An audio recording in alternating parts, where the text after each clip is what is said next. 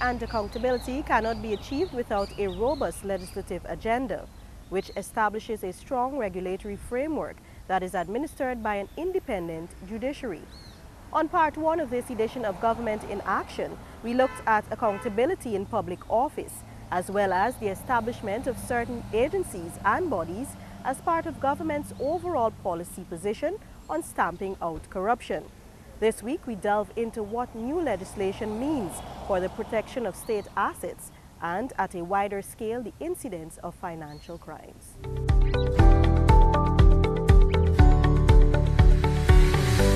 In its quest to reverse the lawlessness that permeated the Guyanese society, the State Assets Recovery Agency, SARA bill was passed in the National Assembly on April 13, 2017. Minister Williams said that the State Assets Recovery Bill was government's reaffirmation of its commitment to stamp out corruption. He made clear the administration's stance that there would be no safe haven for those guilty of corrupt and criminal acts, as it is the government's vision to build institutions based on justice and integrity. The passage of this particular piece of legislation means that public officials would be held accountable for their criminal actions and that the nation would be better served.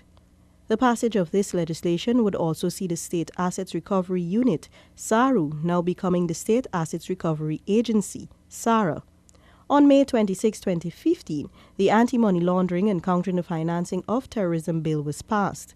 This brought Guyana into compliance with the requirements set out by the oversight body, the Financial Action Task Force, FATF.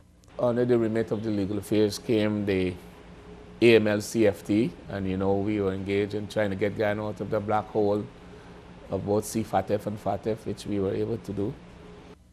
The Caribbean Financial Action Task Force, CFATF, had developed an action plan with identified target dates to address the strategic deficiencies that existed in Guyana's national architecture to combat money laundering and the financing of terrorism. Some of the requirements included enhanced due diligence measures, introducing enhanced reporting mechanisms or systematic reporting of financial transactions, among others, all of which the government was able to address, bringing the country into full compliance. A blacklist for Guyana would have meant imposed hardships on the population, with the halting of financial transactions with international financial institutions, which would not have augured well for the country's economy.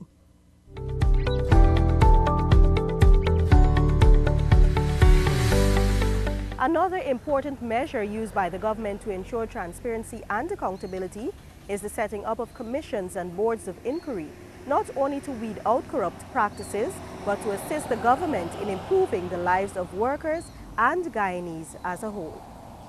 To this end, the Commission of Inquiry into the Public Service was established in September 2015 to inquire into, report on, and make recommendations on the role, functions, recruitment process, remuneration, conditions, and other matters pertaining to the personnel employed in the Guyana Public Service. The COI provided recommendations on the measures to improve the efficiency of the public service. This was also in keeping with President Granger's call for a more efficient and satisfactory public service. On March 10, 2017, recognizing the importance of resolving land rights issues, President Granger established a commission of inquiry to examine and make recommendations to resolve issues and uncertainties surrounding the individual, joint, or communal ownership of lands, along with Amerindian land titling issues. This matter had been a cause for concern for many years, and government, recognizing the importance of land to the people of Guyana, established the COI to efficiently and formally address the concerns of all stakeholders. They have almost a sacred duty, not only to the Amerindians and the Africans, but to all Guyanese, for generations to come, to ensure that we go forward into the future without disputing what God has given us bountifully, the land of this great country. A commission of inquiry had also been set up by the Ministry of Education to bring it up to date with the state of the current education system. The COI aimed to determine what is lacking and recommend measures that could be implemented to improve the education sector for persons countrywide. Apart from those commissions of inquiry that sought to develop the lives of Guyanese, there were several established aimed at identifying irregularities in certain public offices. For instance, following allegations of drug procurement fraud in the Public Health Ministry, a board of inquiry was sworn in by the Minister of State, Mr. Joseph Harmon, to investigate, examine and report on the procurement and management processes by which the Ministry of Public Health awards contracts for the procurement of pharmaceuticals, services and supplies to bidders.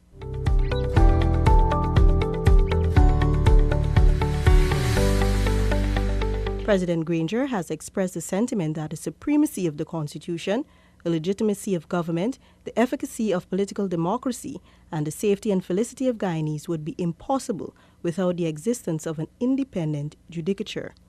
Speaking at the May 17, 2017 swearing-in ceremony of the Court of Appeal judges, the President said that Guyana is a parliamentary democracy committed to the rule of law and to the protection of the people's rights and freedoms.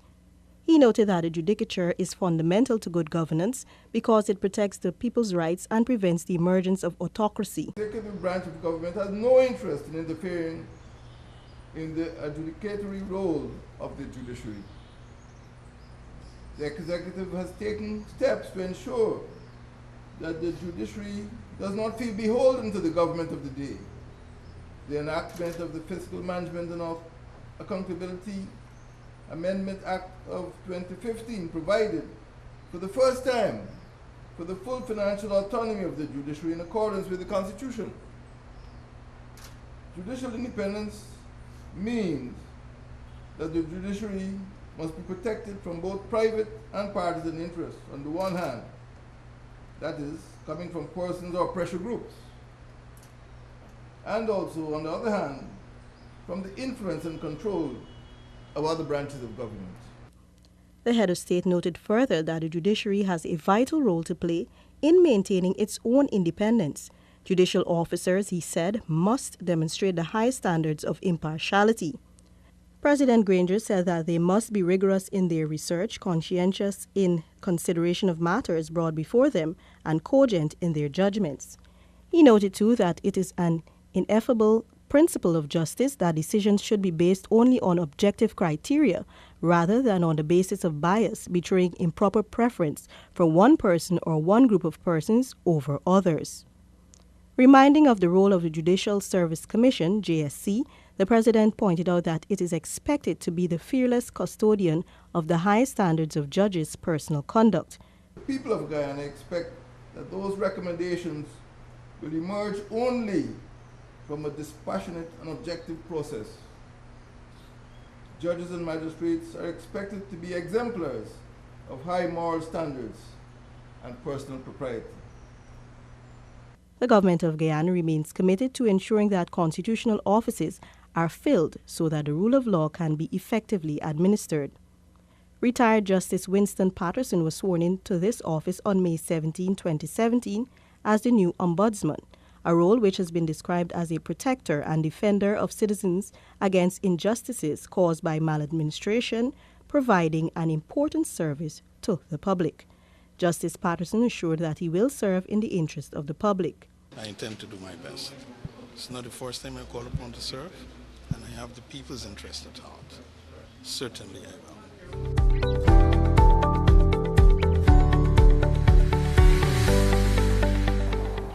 Government does not only hold public officials and the members of other sectors to the standard of accountability and transparency.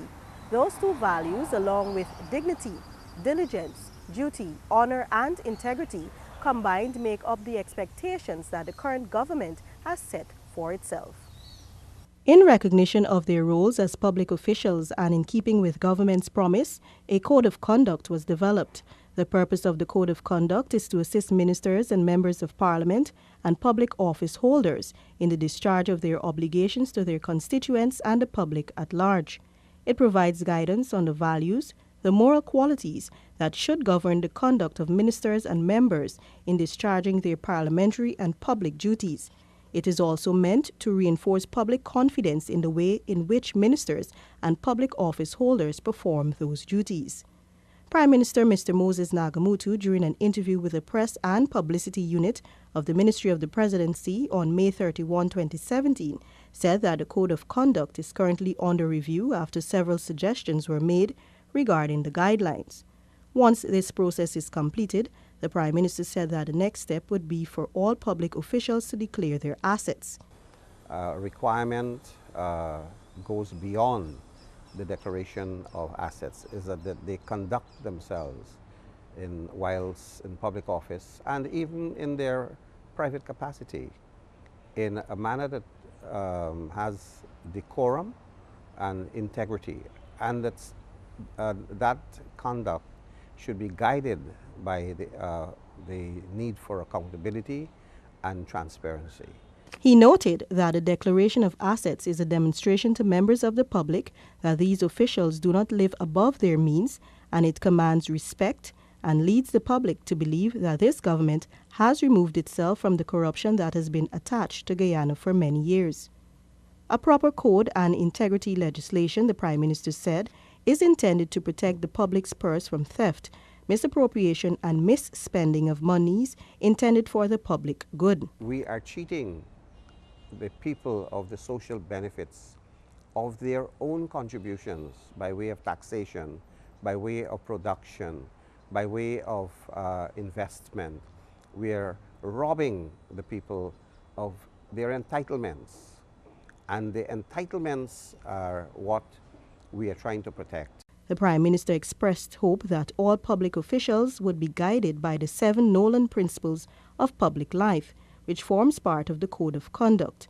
These principles include selflessness, integrity, accountability, objectivity, openness, honesty, and leadership. One may ask whether the Code of Conduct is a hammer over the head of those who hold high office. And I think that there's no coercion that I would want to place as a function of the Code of Conduct. It should be more or less a guide. It should be a light that is cast upon the role of persons holding public office. The Prime Minister discredited those persons who may think that this government's goal of corrupt-free officials is unattainable, since he believes that the coalition can deliver incrementally. Corruption in any form stifles a country and depletes the moral fabric. A corrupt society is marred by criminality and becomes a hazard to its citizens. Therefore, the government of Guyana, cognizant of this fact and with a commitment from President Granger and his cabinet, have embarked on a journey to ensure the country is governed in accordance with the rule of law. I am Stacey Carmichael. Join us again next week for another edition of Government in Action.